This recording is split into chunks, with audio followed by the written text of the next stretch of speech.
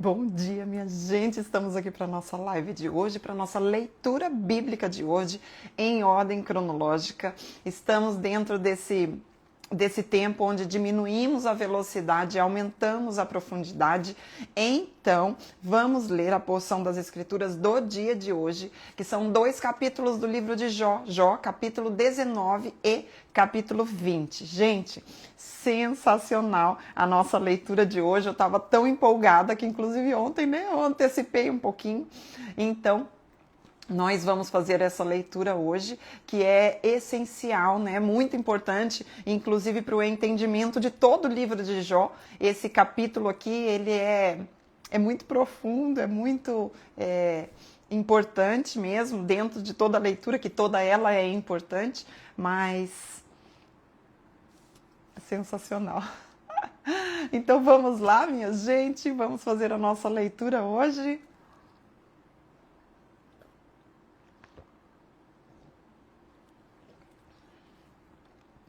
Neste sábado, às 8 horas da manhã, estamos aqui para a gente dar sequência na leitura bíblica.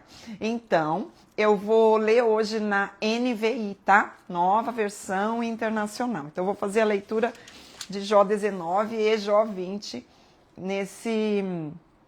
nessa linguagem. Então, vamos lá, gente. Já envia aí esse aviãozinho para que mais pessoas estejam aqui conosco nesse tempo que tem sido tão abençoado, né, gente? Então vamos lá, vamos orar, dar graças a Deus por esse dia que começa. Para algumas já é meio-dia, olha aí. Vamos lá então, gente. Deus, obrigada, Senhor. Obrigada por mais esse dia. Obrigada pelas tuas misericórdias que se renovam a cada manhã. Ajuda-nos, Senhor, a compreender a Tua palavra. Dá-nos entendimento, Senhor, que o Teu Espírito Santo nos guie à Tua vontade, Pai. Nós possamos estar com os corações, Senhor, dispostos, rendidos a Ti e à Tua verdade, Pai, que vai ser ministrada aqui através da revelação da Tua palavra, Senhor. Fala conosco, Pai. É no nome santo de Jesus que nós Te pedimos, em nome de Jesus. Amém. Então, Aida, é verdade. De madrugada já, Aida. Vamos lá então, Jó, capítulo 19. Diz assim, eu vou ler na minha versão então. Diz assim. Aqui, né, a gente está vendo o discurso e, como eu falei, é sempre importante a gente ver quem está falando, tá? Então, quem é que está falando? Aqui nós temos Jó falando. E Jó está falando a partir do quê? De uma resposta a quem? A Bildade, que falou no capítulo 18.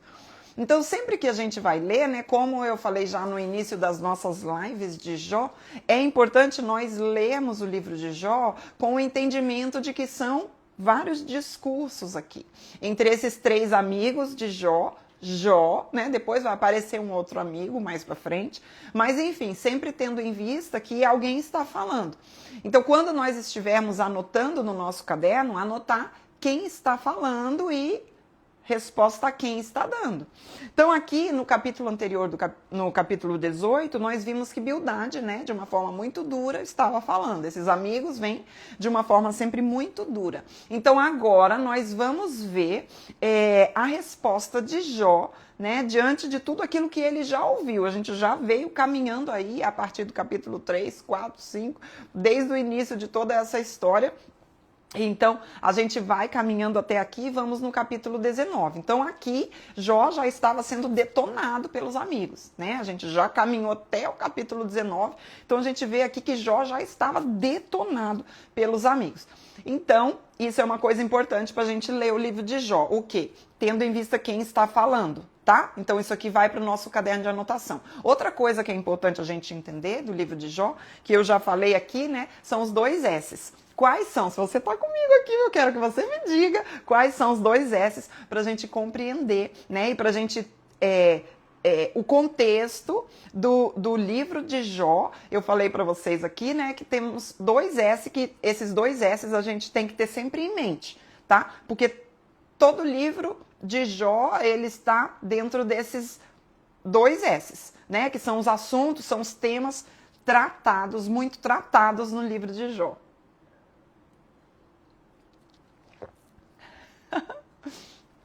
Ai, gente, como eu amo isso! Exatamente, né? Então é a soberania e o sofrimento. Exatamente.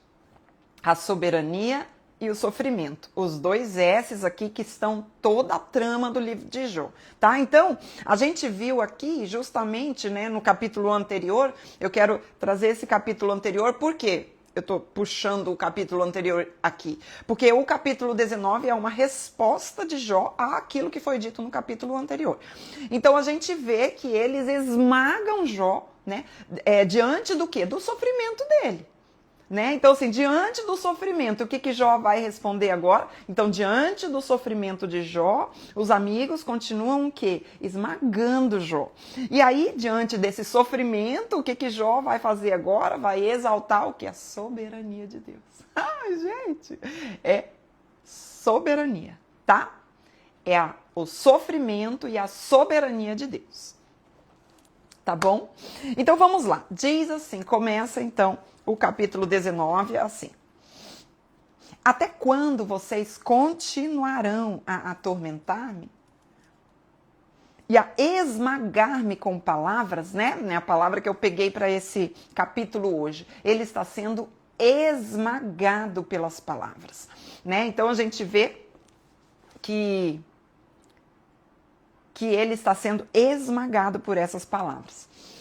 Diz assim, ó, versículo 3. Vocês já me repreenderam 10 vezes. Não se envergonham de agredir-me? Se é verdade que me desviei, meu erro só interessa a mim. Ele começa a dizer, né? De certa forma, a gente observa aqui no discurso de Jó, que ele ouve, né? Tudo aquilo que os amigos estavam falando dele.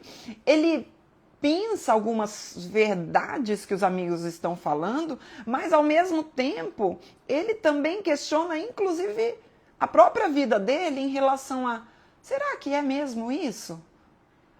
Apesar dele olhar para ele e saber que nele não encontrava um tipo de pecado que pudesse levá-lo a estar passando por aquele sofrimento, né? Ele pensa alguma coisa e fala assim, tá, mas se foi mesmo isso, o meu erro só interessa a mim, né? Então ele começa a ficar no meio dessa confusão que a gente viu, que também existe essa confusão, né, na cabeça de Jó. O que é mesmo que eu estou passando, né? A grande pergunta aqui, por que os justos sofrem no livro de Jó? Se de fato vocês se exaltam acima de mim e usam contra mim a minha humilhação, saibam que foi Deus que me tratou mal e me envolveu em sua rede. Eu acho maravilhoso porque Jó aqui, por mais que ele não soubesse, lembra que outra coisa que eu falei já desde a primeira live sobre Jó, né, que nós precisamos ter em mente, primeiro, os discursos, segundo, os dois S's, e terceiro, quem lembra o que nós precisamos ter em mente sobre um panorama sobre o livro de Jó, o contexto sobre o livro de Jó, é o quê? Que nós precisamos de observar, de ler o livro de Jó sobre duas perspectivas. Quem lembra quais são essas duas perspectivas que nós precisamos ter ao ler o livro de Jó, que nós já falamos? Quem lembra? Quais são as duas perspectivas? Ai, gente! Isso mesmo! O céu e a terra. A perspectiva terrena e aquilo que acontece no mundo espiritual, né? Então nós temos as coisas que acontecem na terra, as coisas que acontecem aqui de forma visível, mas existe também a perspectiva do céu, né? Daquilo que está acontecendo num lugar onde os nossos olhos não alcançam enxergar. Né? Então, assim, isso tudo, o que é? É um ensino para que a gente possa viver a nossa vida aqui, tá? Então, diante disso tudo, gente, que coisa sensacional isso daqui. Isso muda e traz para nós o quê? Uma profundidade na leitura bíblica do livro de Jó e um entendimento do propósito pelo qual esse livro está aqui na Bíblia para nos ensinar. Ele quer nos ensinar um propósito do quê? Ei, aquilo que acontece aqui na Terra nem sempre é unicamente resultado de algo terreno. Às vezes pode ser algo no céu, como é o caso de Jó. Então, olha só que coisa maravilhosa. Por quê? Porque Jó aqui, ele não sabe o que está acontecendo. Ele não sabe que o sofrimento dele foi algo que aconteceu e que iniciou aonde? Na perspectiva do céu. Ele não sabe isso. Os amigos não sabem. E os amigos, o que eles estão fazendo? Querendo trazer uma justificativa para Jó, na perspectiva terrena, para algo que começou no céu. Então, como que eles vão encontrar uma resposta na terra para algo que começou no céu? Nunca! Eles nunca vão conseguir encontrar essa resposta. E aí ele fala assim, mas Jó, mesmo sem também saber o que estava acontecendo no céu, que aquilo começou no céu, ele diz assim, sabem que foi Deus que me tratou mal.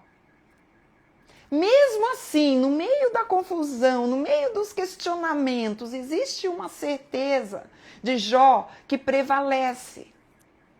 Existe uma convicção de Jó que prevalece. Ele diz, foi Deus quem fez isso. Ele continua assim, se grito, é injustiça, não obtenho resposta. Clamo por socorro, todavia não há justiça. Ele bloqueou o meu caminho. Ele quem? De quem que ele está falando aqui, gente?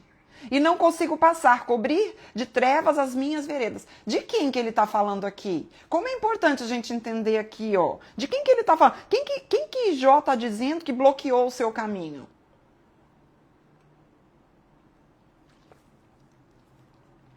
Deus.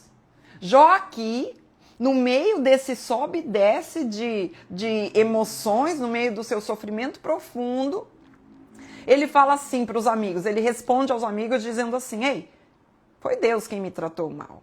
E Deus me tratando mal, eu gritei por injustiça, eu não tive resposta, ele me bloqueou o seu caminho, eu não consigo passar, olha isso. Despiu-me da minha honra, tirou a coroa da minha cabeça. Ele me arrasa por todos os lados. Enquanto eu não me vou, desarraiga a minha esperança, como se arranca uma planta. Sua ira acendeu-se contra mim. Ele me vê como inimigo. Olha como Jó está encontrando Deus no meio da sua dor, como um inimigo, ele diz. Suas tropas avançam poderosamente, cercam-me e acampam ao redor da minha tenda. Ele afastou de mim os meus irmãos. Olha o que ele começa a dizer aqui, Até os meus conhecidos estão longe de mim. Ele começa a dizer a sensação dele e o abandono que ele está sentindo naquele momento. Olha, até os meus conhecidos estão longe de mim. Os meus parentes me abandonaram. Os meus amigos esqueceram de mim. Os meus hóspedes e as minhas servas consideram-me estrangeiro. Veem-me como um estranho. Veja, as pessoas que antes o serviam, que antes estavam junto dele. Chamo o meu servo, mas ele não me responde. Ainda que eu implore pessoalmente, ele não me responde. A minha mulher me acha repugnante. O meu hálito, os meus próprios irmãos têm nojo de mim. Até os meninos zombam de mim e dão risada quando eu apareço. Todos os meus amigos chegados me detestam. De quem que ele estava falando aqui? Provavelmente desses 3 amigos dele. Ele está falando assim, vocês me detestam. Até os meus amigos mais chegados me detestam. Aqueles a quem eu amo voltaram-se contra mim. O que ele está dizendo assim? Ele está dizendo aqui, ei, os meus amigos que eu amo, eles também se voltaram contra mim. Quem são eles? Ele faz Zofar e Bildade. Com certeza estava na lista dos amigos de Jó. Não passo de pele e osso, escapei só com a pele dos meus dentes. Misericórdia, meus amigos, misericórdia, pois a mão de Deus me feriu. Porque vocês me perseguem como Deus o faz. Nunca irão saciar-se da minha carne. Ele está dizendo assim, foi Deus que fez eu passar por isso. Olha só o que Jó fala aqui. Ele fala, foi Deus. Todos me abandonaram. Eu estou sozinho. Os meus amigos mais chegados me detestam. A minha esposa tem repugnância. Os meus servos não me respondem. Eu estou completamente sozinho. Aqui, gente. Aqui nós vemos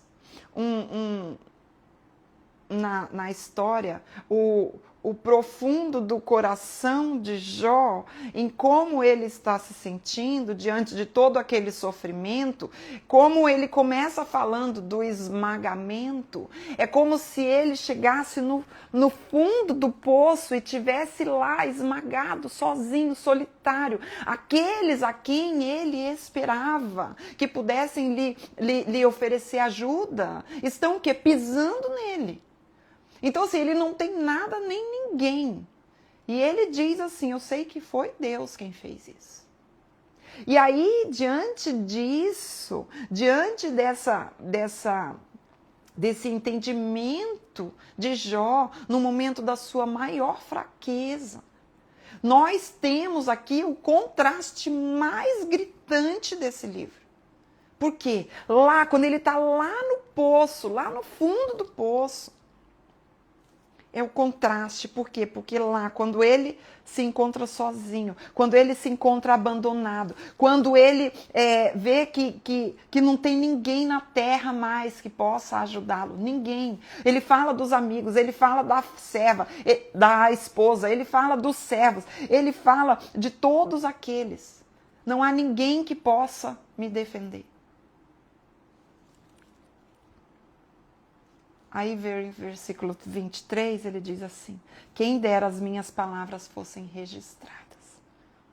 Quem dera fossem escritas num livro. Alguém fala para Jó? Alguém fala para Jó? Porque se ele se sentia abandonado, se naquele momento ele achava que não tinha ninguém, tinha alguém que estava do lado de Jó. Tinha alguém que estava com Jó. Tinha alguém que não abandonou. Tinha alguém que sabia de tudo que estava acontecendo. Tinha alguém que ouvia as palavras de Jó. Quando Jó diz, quem dera as minhas palavras fossem registradas, mal sabe que as palavras de Jó estavam sendo registradas. E que hoje aqui nós estamos estudando as palavras daquele homem. Nós estamos aprendendo porque Deus quis, o Deus que é soberano, o Deus que conduziu toda a história de Jó, o Deus que iniciou tudo isso com um propósito. Ele estava registrando todas as palavras de Jó. E sabe, quando eu falo sobre a gente ler o livro observando quem fala, a resposta de quem é, quando eu volto no capítulo 18, volte aí no capítulo 18. No capítulo 18, o Bildade, ele estava dizendo assim, ó. No versículo 17. O Bildade, que foi muito duro e agressivo com Jó, ele diz assim, ó. A sua memória, Jó, ela desaparecerá da terra. E pelas praças não terá o seu nome. Da luz o lançarão nas trevas e o afugentarão do mundo. Não terá filho nem posteridade entre o seu povo, nem sobrevivente algum ficará nas suas moradas. Bildade, na sua forma grotesca, na sua forma rude, duro, sem misericórdia, ele diz para Jó assim, Jó, você vai ser esquecido. Você não tem nem filhos para deixar o seu nome. Você vai ser apagado e você já está no fim dos seus dias. A tua luz, Jó, já está se apagando. O seu nome, ninguém vai saber quem você é. Ninguém. Você vai ser esquecido. Você já está aqui, você já vai morrer. E você não tem ninguém que vai saber da sua história. Jó, ninguém vai falar sobre você. Você vai sumir do mapa, sumir da história. E aí, esse versículo 23 do capítulo 19, é Jó dizendo: quem dera as minhas palavras fossem registradas, quem dera fossem escritas num livro. Alguém diz para Jó: Jó, aqui estão as suas palavras. E nós estamos aprendendo sobre a soberania de Deus no sofrimento do homem, sobre por que os justos sofrem. Sim, Jó, as suas palavras foram escritas no livro. Ou gravadas para sempre na rocha. Olha isso. Versículo 24 fala assim, ó. Quem dera fossem escritas num livro, fossem talhadas a ferro no chumbo ou gravadas para sempre na rocha. Meu Deus do céu. É sensacional. Sim, Deus estava. Sim, Deus estava ouvindo. Sim, Deus estava recolhendo no odre cada uma das lágrimas de Jó. E nesse momento,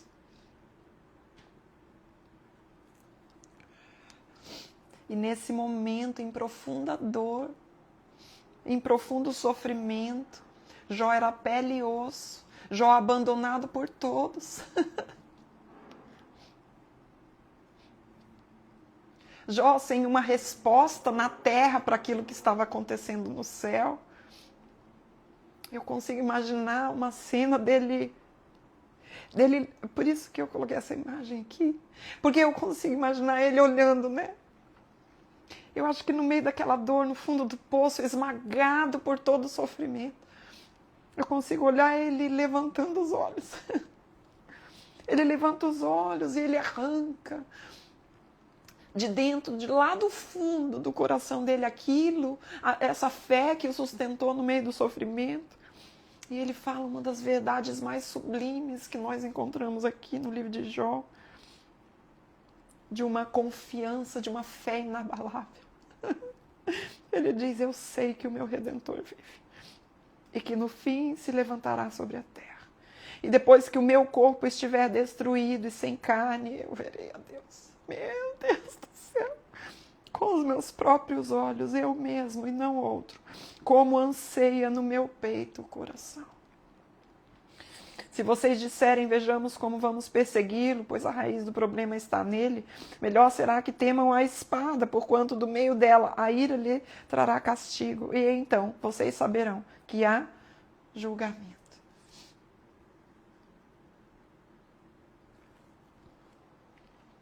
Então, lá do profundo do sofrimento de Jó, do fundo do poço, ele arranca dentro dele aquilo que o sustentou em todo o processo. Uma fé que perseverou, uma fé que sustentou, uma fé que veio de uma comunhão com o Senhor. Não daquela teologia matemática de causa e efeito dos amigos. Porque essa teologia fraca, essa teologia onde o justo vai ter prosperidade e o mal vai ter sofrimento, isso é uma teologia egocêntrica. Isso é a teologia da prosperidade. Isso não é bíblico. Essa teologia, ela é fraca, ela é egocêntrica, ela é sobre a própria pessoa. É sobre ela. E é sobre o Deus que ela criou para satisfazer os seus próprios desejos. E te digo mais, essa teologia, ela resulta no quê? Ela resulta em arrogância. Porque a teologia bíblica, olha isso aqui, gente. A teologia bíblica. E aqui a teologia que eu digo, não é a teologia do, eu fiz um curso de teologia. Não, gente. Não, porque inclusive fazendo curso de teologia, você pode estar muito distante do Senhor. Não é quantos cursos de teologia você tem. É quanto você conhece Deus na sua intimidade com Ele. É quanto tempo você passa se deleitando na presença dEle. Porque não importa se você fez curso de teologia. Não importa quantos cursos você fez. Quantos diplomas você tem na parede. Isso não importa se você não tem comunhão com Deus. Então, muita gente está buscando. Quem sou eu? Eu fiz curso tal, eu fiz isso, eu estudei aqui, eu estudei ali. Eu estudei em Harvard. Em Harvard. E quanto tempo você passou com o Senhor? Quanto? Sabe, gente? Encontrar o Cristo e ter comunhão com Cristo. É isso que vai fazer você permanecer no momento de dor, não é o número, não é quantos cursos você tem. Seus mestrados, seus doutorados, seus certificados. Não. Porque a fé que sustenta é uma fé que flui de uma comunhão com Ele, com uma comunhão com o Senhor. É uma fé inabalável mesmo no momento de confusão. Quando toda aquela confusão vem, quando todos os questionamentos vêm, eu arranco de dentro de mim. Aquela fé que vem, sabe de onde? Da comunhão. É uma fé que vem com convicção e não com sentimento. É uma fé que não vem a partir da minha emoção. É uma fé que vem a partir da minha convicção. Convicção gerada onde? Na comunhão com Ele. Eu sei que o meu Redentor vive. Eu sei que enquanto todos aqui nessa terra me abandonaram, enquanto os meus amigos mais chegados continuam pisando em mim, eu sei que o meu Redentor vive. E isso me basta. Sabe qual é a esperança dele? É que esse Redentor, no tempo certo, de acordo com a sua soberania, ele vive. No tempo certo, ele vai tirar Jó daquela situação. Por mais que Jó diz aqui, eu não sei quando será. Eu não sei. E ele diz assim, eu acho tão lindo porque ele fala: e depois que o meu corpo estiver destruído e sem carne, eu verei a Deus. Olha a esperança dele, olha onde ele põe os olhos dele. Eu verei a Deus. O meu corpo aqui nessa terra, ele já está sendo consumido. Vocês estão vendo. Mas o meu Redentor vive. Aquele que vai julgar a minha causa. Aquele que é o meu advogado. Sabe do que ele está falando aqui? De um Cristo que ainda não tinha vindo. Que fé é essa? Veja quanta fé nos falta. Jesus já veio. Nós podemos olhar para trás e ver, Jesus já veio. Nós temos prova. Nós temos muitos textos bíblicos. Nós temos a Bíblia. E mesmo assim nos falta fé. Jó. Não. O livro de Jó provavelmente é o primeiro a ser escrito. A história de Jó, antes dos patriarcas, ali, no mesmo contexto dos patriarcas, creio que ele foi contemporâneo de Abraão. Mas a fé que vinha dessa comunhão com Deus trazia uma convicção que era inabalável mesmo no momento de dor, mesmo no momento de questionamento. Eu sei que Ele vive. E olha a alegria. Eu o verei com os meus próprios olhos, eu mesmo e não outro, como anseia no meu peito. O coração. Qual é o seu maior desejo? Sabe, aqui, Jó, volta os nossos olhos para encontrarmos o propósito no meio do sofrimento. Jó, diante daquilo, talvez ele está dizendo, Talvez esse mal que aconteceu comigo aqui na minha carne me leve mesmo para a morte. Mas sabe, que eu consigo encontrar, mesmo no sofrimento, mesmo no momento de tamanha dor, eu consigo encontrar esperança. Qual? Que mesmo esses olhos corrompidos, essa pele corrompida, esse corpo que já está sendo deteriorado, a minha alegria, como eu anseio por esse dia em que os meus olhos verão ao meu Salvador. Meu Deus, gente! Meu Deus do céu, como não ficar maravilhada com essa palavra? Como não ler isso aqui e falar, meu Deus? E é interessante porque Jó começa a falar de que ele perdeu tudo e todos. E ele arranca dentro dele essa fé. Essa fé proveniente da comunhão. Não é uma fé que vem dos seus cursos de teologia. Não. É uma fé que vem da comunhão. Sabe? E isso me dá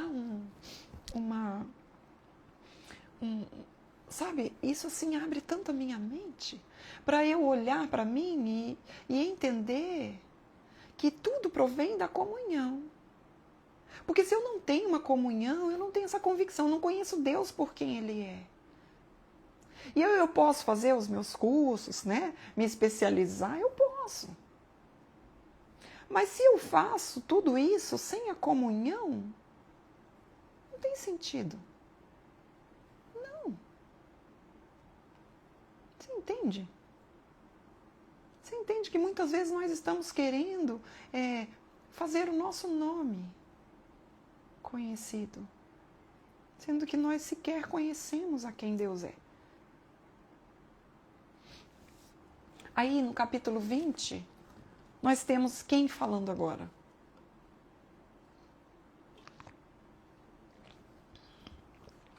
Agora nós temos Zofar.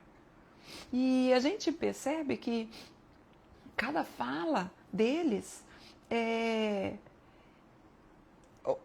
esses amigos de Jó, quando eles ouvem Jó falando dessa forma, eles ficam com raiva de Jó. Então a gente vê a fúria deles, a raiva deles.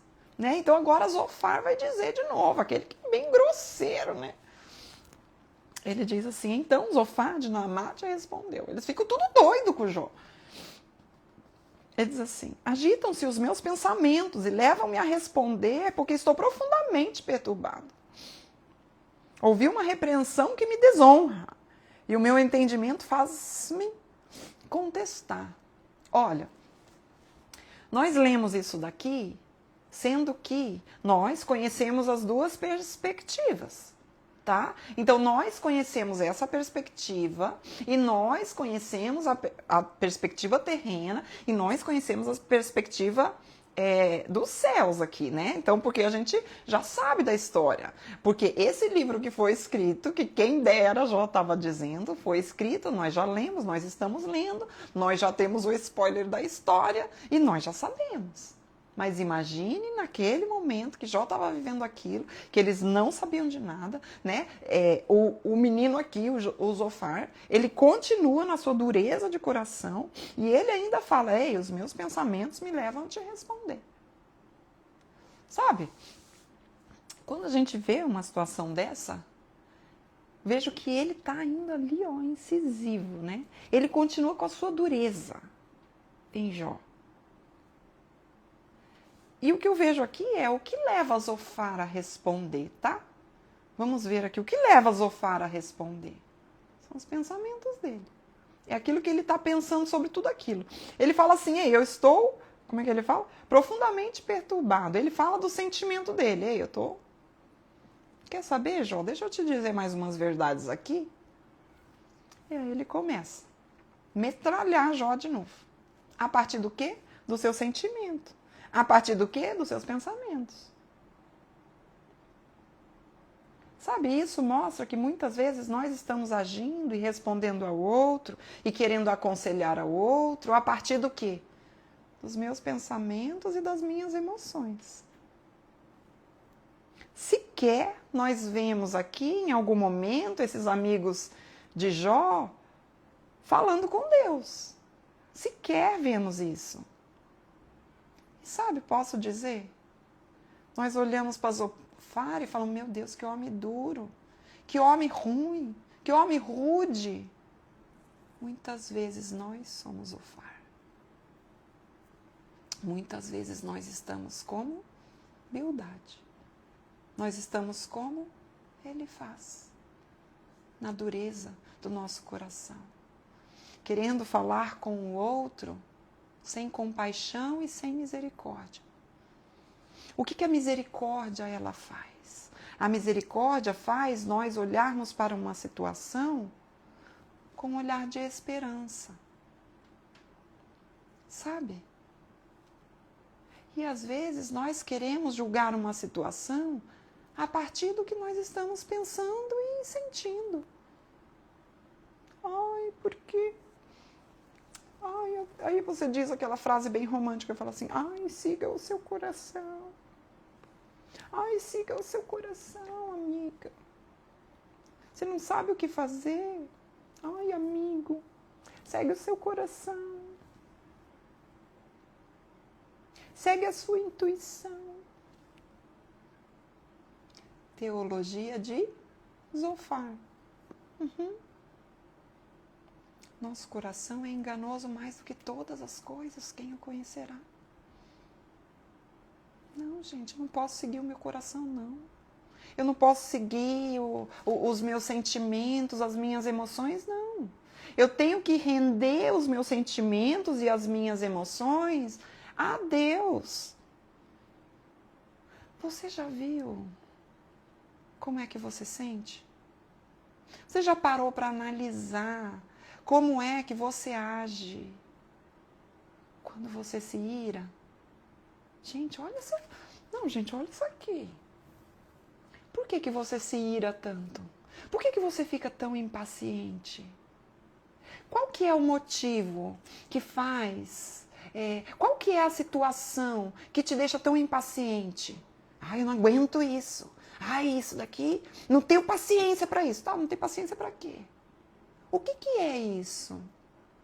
Qual que é a origem disso? Porque, ai, não tenho paciência para isso. Quem é você? Quem sou eu? Para ficar dizendo eu não tenho paciência para isso. Você já pensou se o Senhor pensasse da mesma forma? Ele olharia para nós e diria assim, não tenho paciência com essa Yane. Não tenho paciência com essa Yane, não. Olha. Ela se deixa levar pela sua emoção. Olha, eu não tenho paciência com essa, não. Você já pensou? Só que a paciência de Deus vem para nós para nos ensinar que nós devemos sim ser pacientes. Nós devemos sim ter misericórdia do outro. Porque Ele teve de nós. A gente olha para essa história e a gente acha que nós somos quem? O Jó. Porque é cômodo para nós.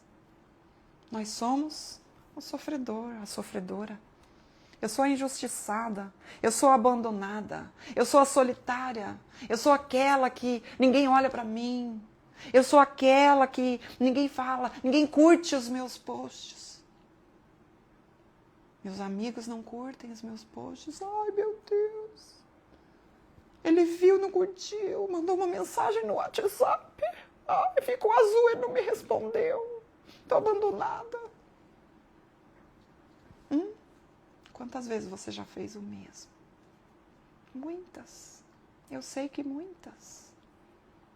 Muitas vezes você não está na posição de Jó. Você é aquele que abandona.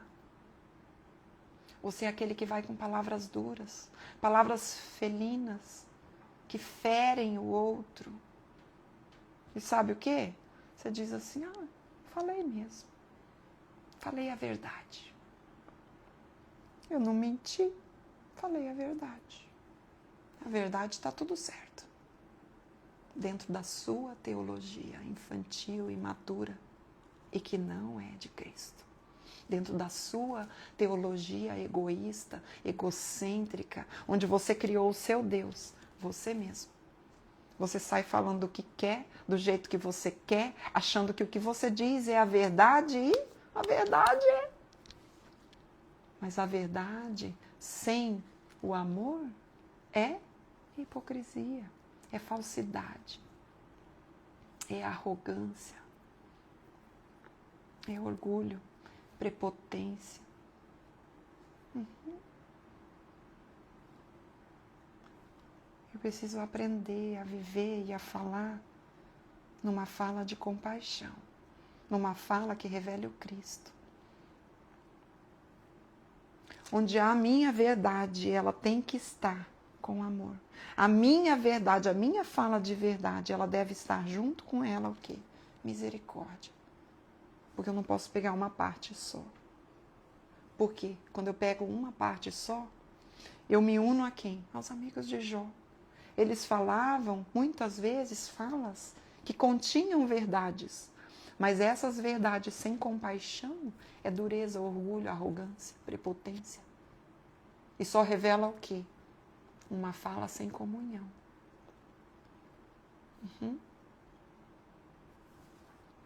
Então, é isso que nós vemos na fala deles. No versículo 4 do capítulo 20 fala assim: certamente você sabe que sempre foi assim. Desde a antiguidade, desde que o homem foi posto na terra, o riso dos maus é passageiro. E a alegria dos ímpios dura apenas um instante. O que ele está falando aqui? Ei, a lei da retribuição. A teologia é matemática. Causa e efeito. Se você fez coisa boa, você vai ser bem-aventurado. Se você fez coisa ruim, você vai pagar. Então, se você está passando por isso, Jô, eu preciso te dizer, menino, o que foi que você fez. De tão errado para você estar passando por isso, tão ruim, tão sofrido. É porque você fez uma coisa muito ruim. É isso? Não. A gente sabe que não. Existem as duas perspectivas. Eles estavam julgando Jó a partir da sua perspectiva. Mesmo que o seu orgulho, olha isso aqui, ele está falando do orgulho de Jó. Ele está vendo o cisco no olho de Jó e não vê a trave que está no olho dele. Chega aos céus e a sua cabeça toca as nuvens. Olha o que ele está falando. O que ele está falando, gente? Ele está falando dele mesmo. E muitas vezes a pessoa, quando vai corrigir o outro com essa forma agressiva, com essa forma dura, que fere o outro, eu preciso falar a verdade. Você está falando de você mesmo. Do que ele está falando aqui? Ele está falando do outro, ele está falando de Jó. Ei, o teu orgulho, Jó, chega até os céus, a tua cabeça. Na verdade, ele está falando dele mesmo. Ele está falando do orgulho do coração dele mesmo. Ele perecerá para sempre como seu próprio excremento. Os que o tinham visto perguntaram onde ele foi parar. Ele voa e vai-se como um sonho, para nunca mais ser encontrado, banido como uma visão noturna. O olho que o viu não o verá mais, nem o seu lugar o tornará a ver. O que ele está dizendo? Ele está trazendo as mesmas palavras de Bildade, lá no capítulo 18, no versículo 17, que nós já falamos. O quê? Ei, Jó, teu nome vai ser esquecido. Ninguém vai se lembrar quem foi você. Ninguém vai se lembrar quem foi você, com esse teu coração orgulhoso. Será?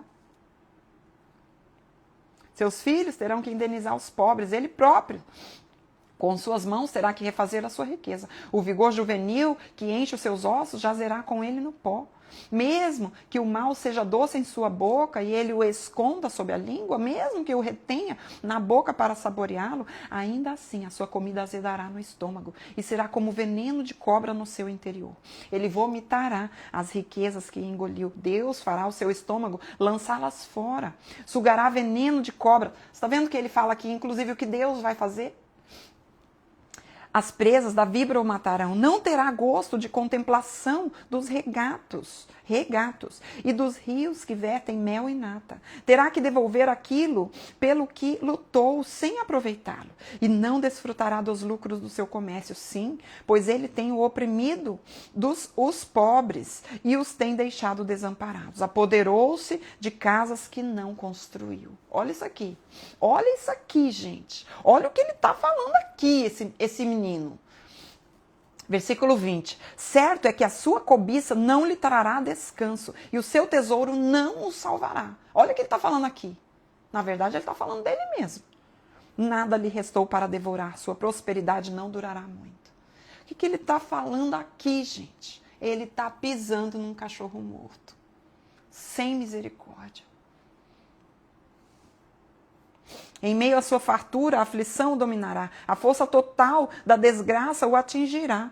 Quando ele estiver de estômago cheio, Deus dará vazão às tremendas chamas da sua ira. Vocês estão vendo que ele está falando o quê? O que Deus fará, ou seja, o Deus que ele construiu. Vocês estão percebendo? Que ele criou uma teologia para ele, esses amigos criaram uma teologia para eles vivem de acordo com aquilo lá. Que eles mesmos fizeram. Está dizendo assim, ó, vocês vão... Sobre ele despejará o seu furor. Está dizendo assim, Deus vai vir com toda a sua ira. Se escapar da arma de ferro, o bronze da sua flecha o atravessará. Ele a arrancará das suas costas. A ponta reluzente saindo do seu fígado. O grande pavor virá sobre ele. Gente, pisando no cachorro morto. Como é que fala um negócio desse para um homem que estava passando por aquilo que Jó estava passando?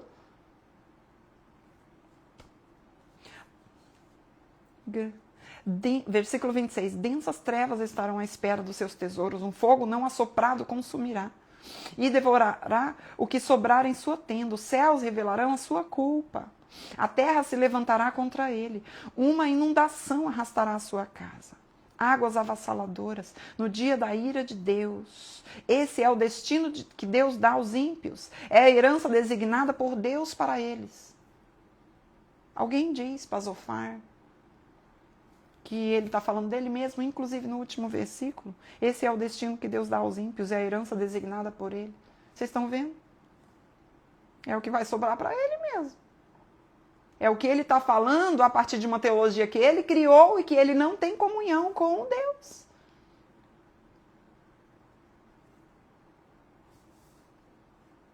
Quem é Deus? Quem você diz que é Deus? Eles aqui, eles estavam convictos de um Deus que eles criaram. Eles estavam vivendo numa teologia que o quê? Matemática, causa, efeito. Fiz bom, vou ter resultado bom. Eu fiz o mal, vou ter resultado ruim. Existe a lei da semeadura? Existe. Mas o que eu quero dizer e o que nós aprendemos com o livro de Jó é, existe? Existe. Mas nem sempre. Por quê? Porque o nosso sofrimento, ele está inserido aonde? Na soberania de Deus. Ele é soberano. Ele sabe todas as coisas. Então, como Jó, nós devemos o quê? No nosso momento, onde nós não temos resposta, onde nós vemos que nós não temos, talvez ninguém, fomos abandonados, fomos isso, fomos aquilo, dentro dessa toda essa situação, o que sai? Sai reclamação? Dentro disso, sai o quê? Vitimismo? Sai o quê? Autocomiseração?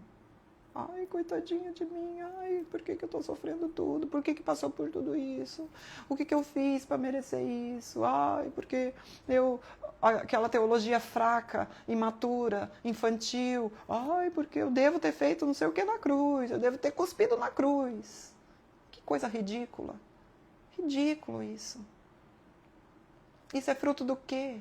Dessa teologia, causa e efeito. Você está passando por um momento ruim na sua vida? Muitas vezes, momentos ruins, sofrimentos são causados, sim, por atitudes e decisões e escolhas erradas que fizemos. Muitas vezes. Mas outras vezes não. Outras vezes é o cenário onde Deus está querendo nos provar, onde Deus está querendo nos ensinar algo. Onde é algo que está acontecendo nos céus e nós não sabemos.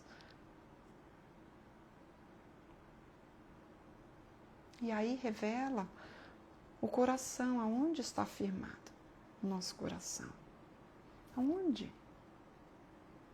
Dentro do sofrimento, nós vamos revelar aonde o nosso coração está firmado.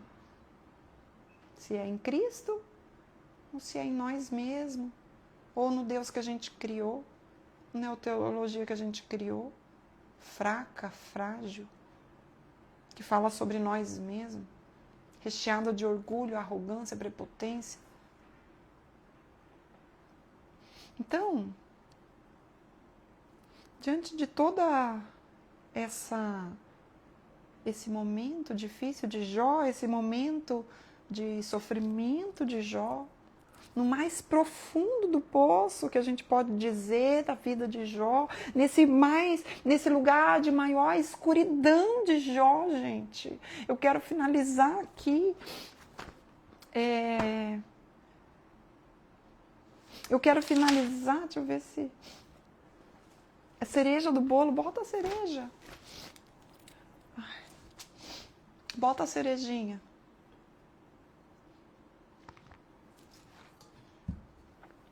Porque eu quero dizer uma coisa para vocês, mas muito importante, mas muito.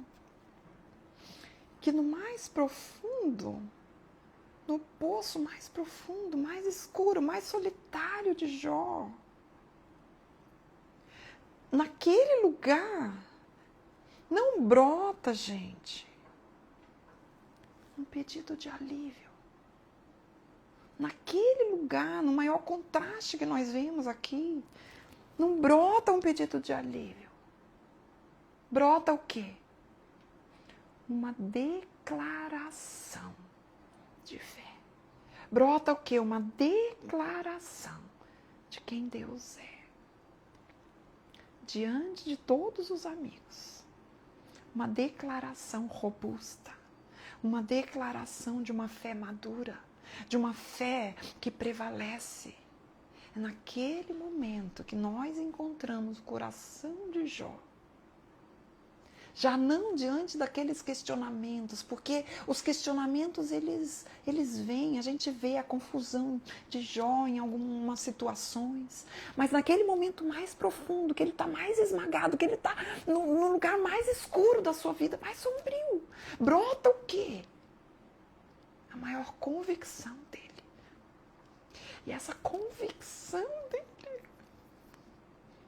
é a manifestação, é a revelação que permite com que ele permaneça. Eu sei que o meu Redentor vive. Você sabe que o seu Redentor vive? Escreva aí. Eu sei que o meu Redentor vive. E que por fim se levantará. Meu Deus do céu. E esses olhos aqui o verão. Esse é o desejo do meu coração. Pode ser que nem seja nessa vida. Ele já estava aqui declarando sobre a ressurreição que nem tinha sido pregada ainda.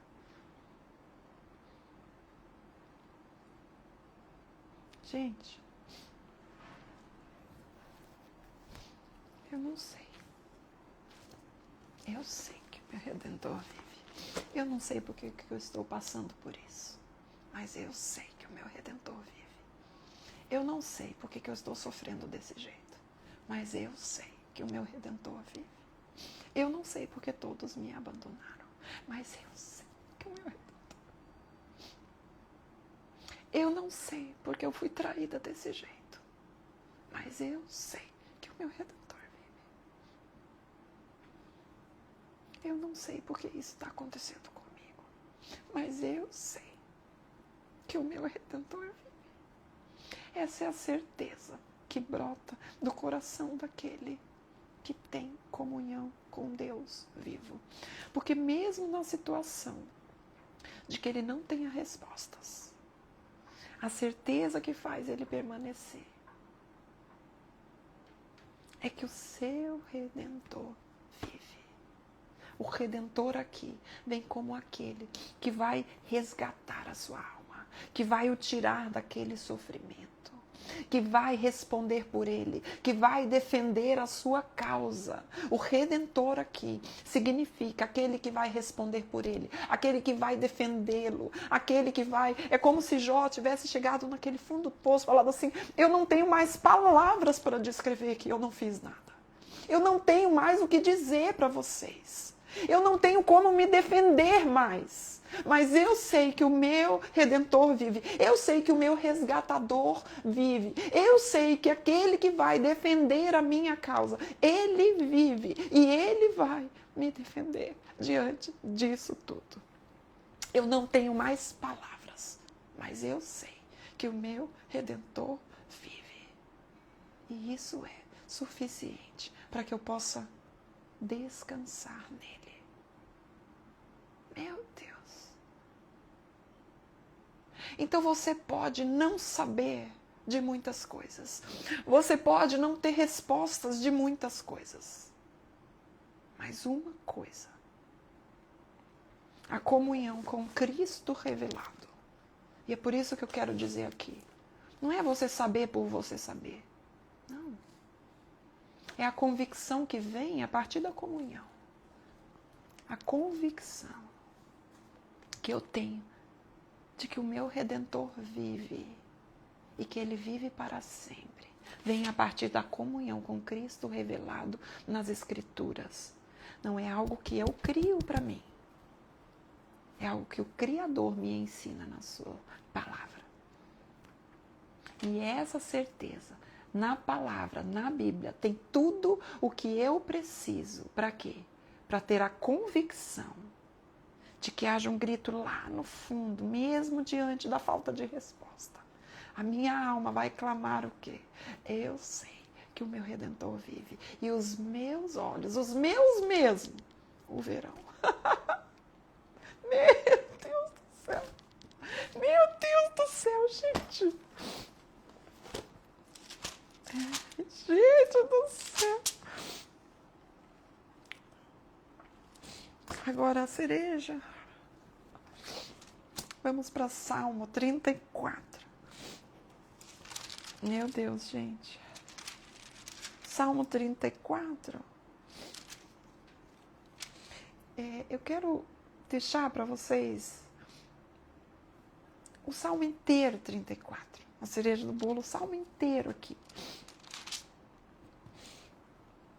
Meu Deus do céu. Fala sobre o clamor do aflito, esse salmo. Dá vontade de ler tudo, mas deixa aí. Eu quero ler o versículo 15, o versículo... Ai, gente do céu. Vamos ler lá, versículo 15, tá? Diz assim, ó. Os olhos do Senhor repousam sobre os justos. Os seus ouvidos estão abertos ao seu clamor. Deus estava ouvindo o clamor de Jó. Deus estava ouvindo cada palavra de Jó. Assim como Ele ouve as nossas. O rosto do Senhor está contra os que praticam o mal, para lhe extirpar da terra a memória. A memória de Jó. Ela foi escrita num livro. A história de Jó foi escrita num livro, que nós estamos até no dia de hoje. E o Senhor está dizendo aqui, sabe a memória de quem que vai ser apagada? É Jó, é Deus respondendo aquilo que estavam falando contra Jó. É daqueles que praticam o mal. Clamam os justos e o Senhor os escuta e os livra de todas as suas tribulações. Olha isso aqui, gente. Perto está o Senhor dos que têm o coração quebrantado e salva-os de espírito oprimido. Muitas são as aflições do justo, mas o Senhor de todas o livra.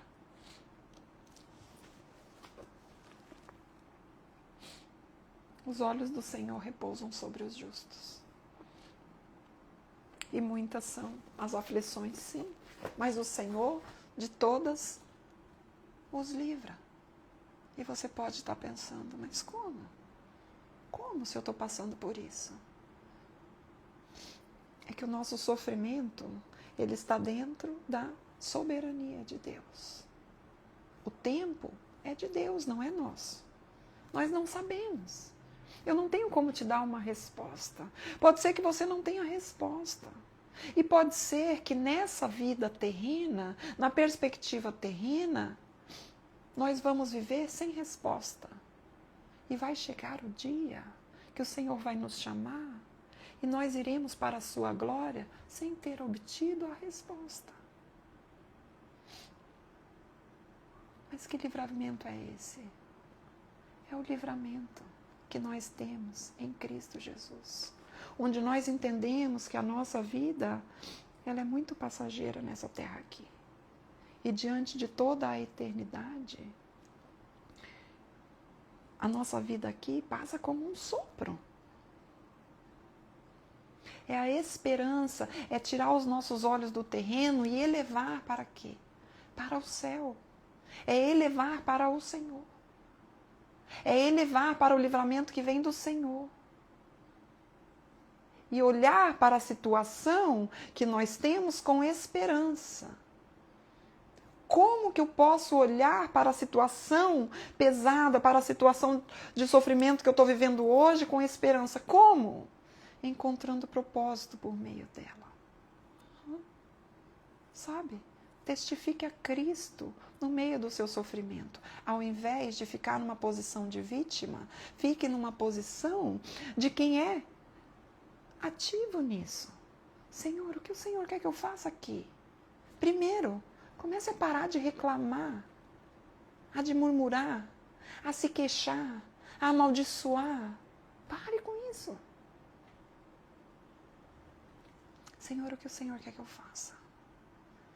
O que o Senhor quer que eu faça aqui? O que o Senhor, para quem o Senhor quer, aonde o Senhor quer me levar? Me ajuda, Senhor, a fechar os meus lábios, para que eu não faça, para que eu não fique murmurenta, reclamona, maldizente. Que eu seja uma pessoa desagradável para os outros, um peso para os outros. Meu Deus, gente. Mas que eu possa não agir como os amigos de Jó. Mas que eu possa aprender a viver como o Senhor quer que eu viva, encontrando propósito em meio à dor. Que eu possa aprender, olha isso aqui, gente. A falar palavras de misericórdia, a ser misericordioso com o outro. Sabe o que significa ser misericordioso com o outro? Já passamos do tempo, mas deixa eu só falar essa última coisa. Sabe o que significa ser misericordioso com o outro? É ajudar o outro a levar as suas cargas. É você ajudar o outro a tirar o peso dele. Veja. Os amigos de Jó não foram misericordiosos com ele. Pelo contrário. Ao invés de aliviar as cargas de Jó, o que eles estavam fazendo? Eles estavam jogando mais carga ainda. Eles estavam sendo pesados. Eles estavam trazendo palavras duras. Eles estavam aumentando o peso de Jó. A misericórdia nos conduz a quê? Aliviar a carga do outro. Fazer suporte. Suportai-vos uns aos outros. Sabe o que é suportai-vos uns aos outros? Às vezes a gente lê aquele texto e fala assim, ai, tem gente que eu tenho que suportar, né? Tem gente que é insuportável. E eu tenho que suportar. O maior insuportável que existe é você. É você que é. Porque o texto bíblico, suportai-vos uns aos outros, é o quê? Seja um suporte um para o outro. Alivie a carga. Faça a vida do outro mais leve. Gente, eu amei isso. Sabe, ser misericordioso é fazer a vida do outro mais leve. Olha isso. E muitas vezes a gente está fazendo a vida do outro o quê? Mais pesada. Era o que os amigos de Jó estavam fazendo com ele. Fazendo a vida dele mais pesada ainda. Olha aí. Ser misericordioso é fazer a vida do outro mais leve.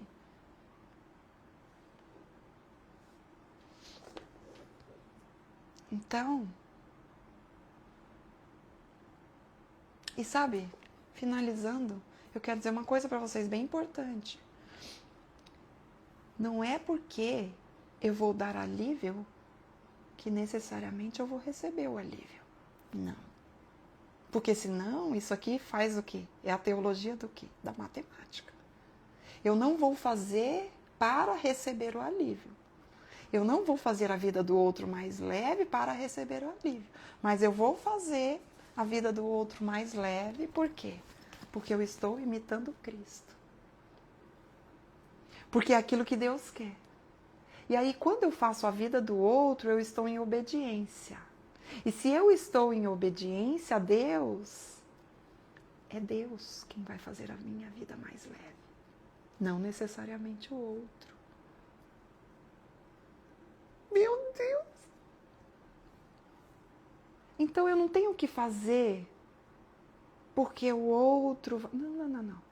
Eu tenho que fazer porque Ele é soberano. Porque Ele é Deus. Porque eu aprendi na palavra dEle que Ele quer que eu seja assim. Porque eu aprendi na palavra dEle que isso é ser igreja. Porque eu aprendi na palavra dEle que eu devo servir ao meu irmão. Que eu aprendi na palavra dEle que o evangelho é sobre a bacia e a toalha. Porque eu aprendi na palavra do Senhor, do Cristo que eu conheço e não ao Cristo que eu criei. Que o evangelho dele é com cruz. E que dentro da minha caminhada, eu vou sim sentir essa dor muitas vezes. Mas enquanto eu faço para o Senhor, é Ele mesmo quem me retribui com o quê? Com uma paz que sobrepassa o entendimento. Com uma alegria indizível. Com um amor que transborda, inexplicável. E aí eu começo a fazer aquilo não para receber algo em troca, mas eu faço aquilo como uma retribuição daquilo que eu já recebi, da graça que me alcançou primeiro. E aquilo é o quê? É natural. De quem encontrou uma paz que sobrepassa o entendimento, uma alegria que ninguém pode te dar.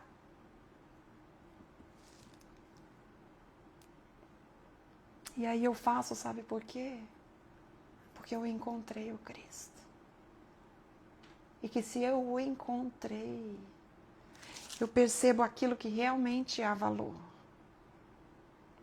Ele é a pérola de grande valor. Então, a minha expectativa de alegria, de paz, de alívio, não tem que estar na atitude do outro. Por quê? Porque eu só vou encontrar isso em Cristo. Como que eu participo disso? Na comunhão com Ele e na obediência.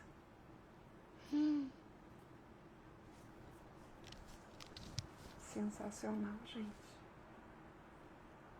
Sensacional. Amém?